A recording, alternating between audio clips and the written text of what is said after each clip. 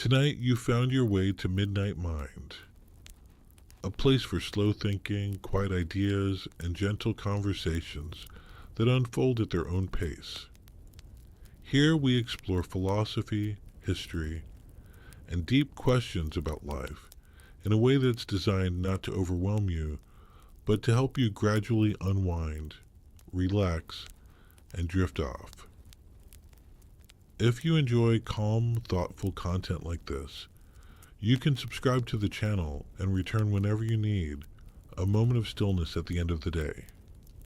And if this video helps you relax or fall asleep, leaving a like is a simple way to support the channel and help it reach others who might need the same.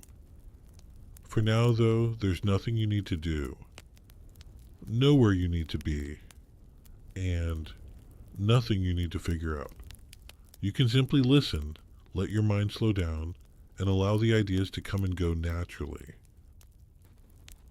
Tonight we are going to take a slow and steady journey into the past, exploring the origins and development of one of the most enduring philosophical traditions in human history, Stoicism.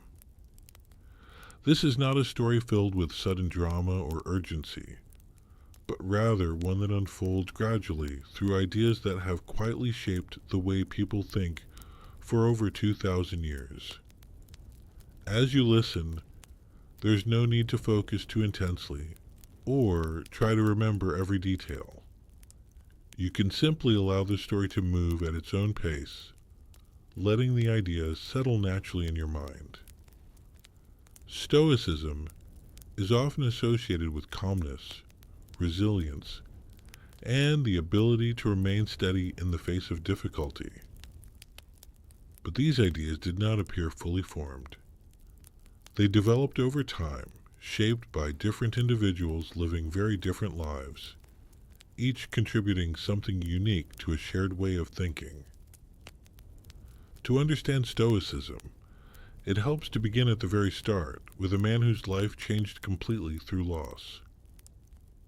Stoicism begins in ancient Greece around the early 3rd century BCE with a philosopher named Zeno of Citium. Zeno was not originally a philosopher.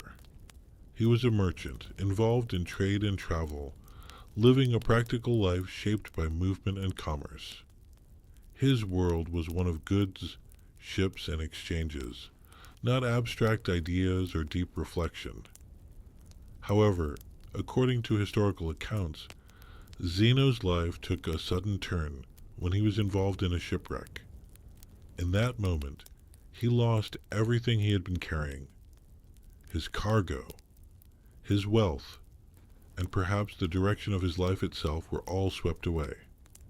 For many people, such an event would be purely tragic, something to regret or to resist. But for Zeno, this loss became the starting point of something new. Stranded in Athens, with a little left to return to, he began to spend time reading philosophical works and listening to teachers. Over time, he became deeply engaged with philosophy, particularly with ideas about how to live a good and stable life regardless of external circumstances. Eventually, he began teaching his own ideas in a public space known as the Stoa Poikile, or painted porch, a covered walkway in Athens where people would gather. It is from this location that Stoicism takes its name. Unlike many philosophical traditions, it is not named after a person or a concept, but after a place where conversations happened, where ideas were shared openly, and where people came together to think. Zeno's central belief was that a good life does not depend on wealth, status, or external success. Instead, it depends on virtue, which he understood as living in accordance with reason and maintaining a strong and balanced character. This idea may seem simple at first, but it carries a quiet weight.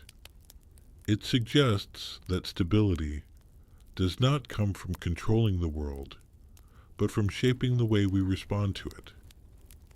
As Stoicism developed, one of its most important ideas became the distinction between what is within our control and what is not.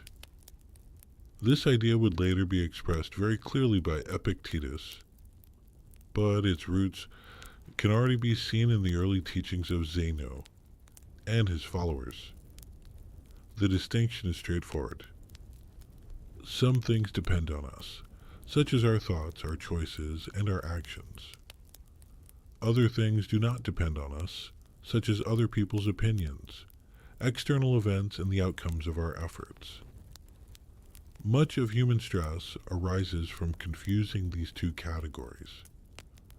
When we try to control what is not ours to control, we create tension and frustration.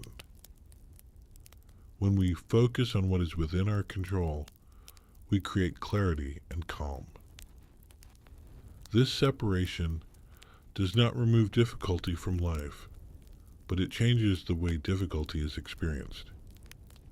Instead of resisting reality, the Stoic approach is to work with it, to accept what cannot be changed, and to act carefully where action is possible. The philosophy of Stoicism becomes even more striking when we consider the life of Epictetus. Epictetus was born into slavery, living in conditions that were entirely outside his control. He did not have freedom in the conventional sense, and yet he developed one of the most powerful interpretations of Stoic thought. His teaching focused on the idea that while external freedom may be limited, internal freedom is always available. Even in the most restrictive circumstances, a person can still choose how they interpret events, how they respond emotionally, and what values they hold. Epictetus emphasized that suffering often comes not from events themselves, but from the judgments we attach to them. If we change our judgments, we can change our experience. This does not mean ignoring reality or pretending that hardship does not exist. Instead, it means recognizing that our inner response is not dictated entirely by external conditions. For someone trying to rest at night, this idea can feel particularly relevant. Thoughts often arise automatically, pulling attention toward worries or unfinished problems. But according to Stoicism, these thoughts do not have to be followed or believed immediately. They can be observed, questioned, and, if necessary, allowed to pass. Another important figure in Stoicism is Seneca the Younger, who lived a very different life from Epictetus. Seneca was wealthy and politically influential, serving as an advisor to the Roman Emperor Nero. His position placed him close to power, wealth, and the complexities of political life. Despite this, Seneca wrote extensively about simplicity, moderation, and the dangers of becoming too attached to external success. He recognized that wealth itself is not inherently harmful, but that the desire to hold on to it and the fear of losing it can create anxiety and instability. Seneca's writings often explore how to remain calm in a world that is unpredictable and sometimes chaotic. He acknowledged that emotions arise naturally, but he believed that they can be guided and moderated through reflection and practice. His work shows that Stoicism is not limited to one type of life. It can be applied whether someone is facing hardship or navigating success. In both cases, the goal is the same: to maintain a steady and balanced inner state. Perhaps the most well-known Stoic is Marcus Aurelius, a Roman emperor who ruled during a time of significant challenge. Despite his position, Marcus Aurelius wrote a series of personal reflections that were never intended for publication. These writings, now known as meditations, were essentially private notes to himself, written as a way to process his thoughts and maintain his perspective. In these reflections, he repeatedly reminds himself of key Stoic ideas: that life is temporary, that other people will sometimes act unreasonably, and that external events are not fully within his control. What stands out about Marcus Aurelius is not just what he wrote, but the context in which he wrote it. As an emperor, he had access to immense power, and yet he still struggled with the same thoughts and concerns that many people experience today.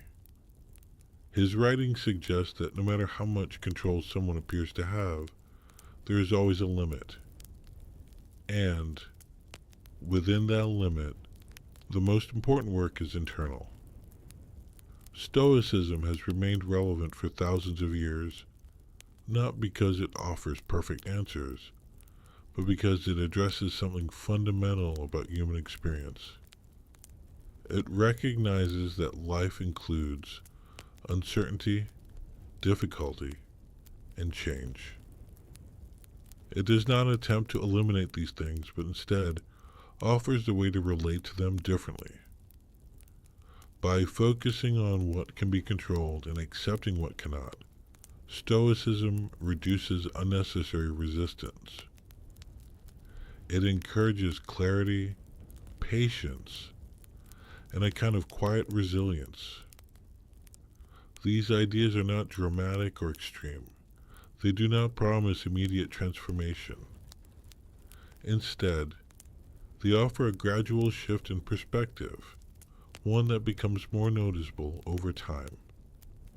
As you continue to rest, there's no need to hold on to every detail or analyze every idea. You can simply allow the story and its themes to settle gently in the background. The distinction between control and acceptance, the lives of those who explored these ideas, and the quiet consistency of their thinking can remain with you in a very soft and unobtrusive way. And as your mind begins to slow, you may find that not everything needs to be resolved tonight. Some thoughts can remain unfinished. Some questions can wait. And with that, your attention can gradually drift, becoming lighter and less focused, moving naturally toward rest.